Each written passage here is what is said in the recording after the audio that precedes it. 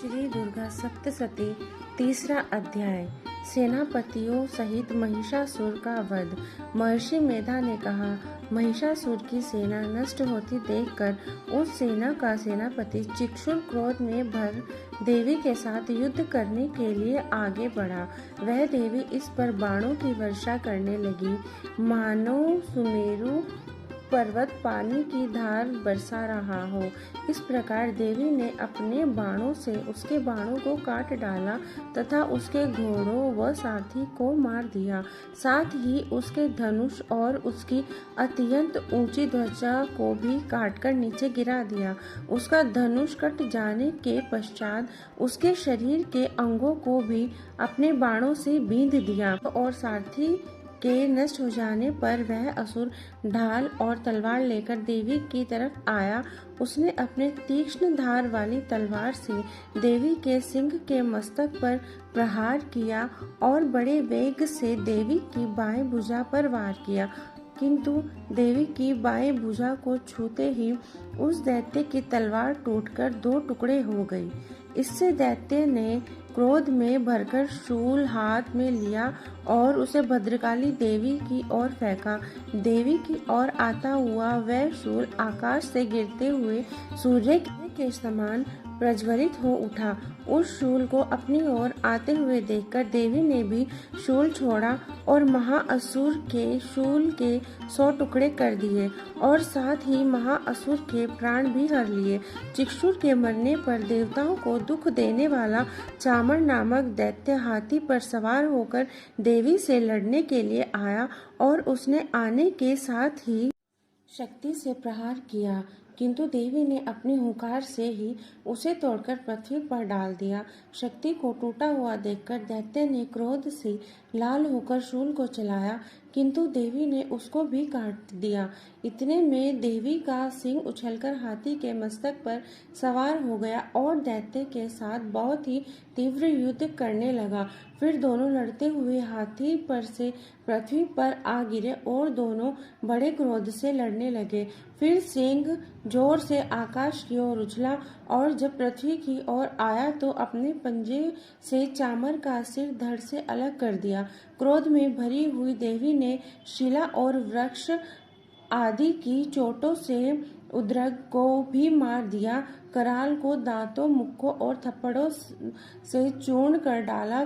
क्रुद्ध हुई देवी ने गदा के प्रहार से उद्धत दैत्य को मार गिराया। भिंदी पाल से वाष्पकल को बाणों से ताम्र तथा अंधक को मौत के घाट उतार दिया। तीनों नेत्रों वाली परमेश्वरी ने त्रिशूल से उग्रास्य, उग्रवीर्य और महाहनु नामक राक्षसों को मार गिराया।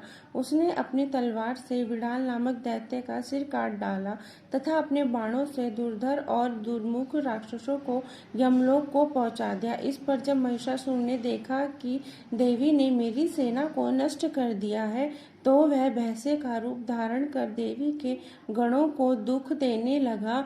उन गणों में कितनों को उसने मुख से प्रहार से, कितनों को खुरों से, कितनों को पूंछ से, कितनों को सींगों से, बहुत को दौड़ने के वेग से, अनेकों को सिंहनाद से, कितनों को चक्कर देकर और कितनों को श्वास वायु के झोंकों से पृथ्वी पर गिरा दिया। वह दैत्य इस प्रकार गणों की सेना को गिरा देवी के सिंह को मारने के लिए दौड़ा। इस पर देवी की बड़ी गुस्सा आई।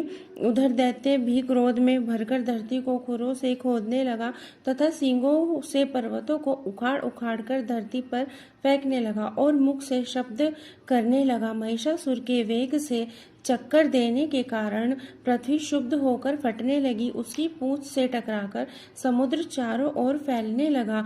हिलते हुए सींगों के आघात से मेघ खंड खंड हो गए और श्वास से आकाश में उड़ते हुए पर्वत फटने लगे।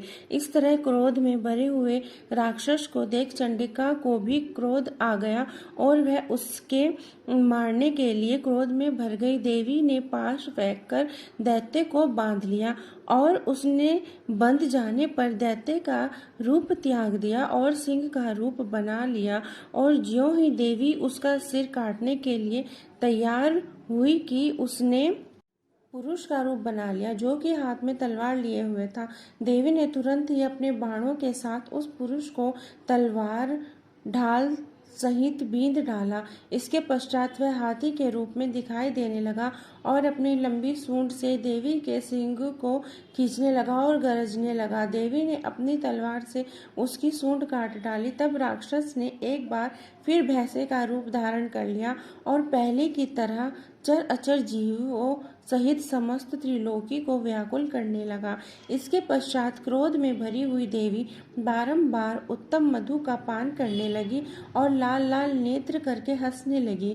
उधर बलवीर्य तथा मद से क्रुद्ध दैत्य भी गरजने लगा, अपने सींगों से देवी पर पर्वतों को फेंकने लगा। देवी अपने बाणों से उसके फेंके हुए पर्वतों को चूर्ण करने लगी।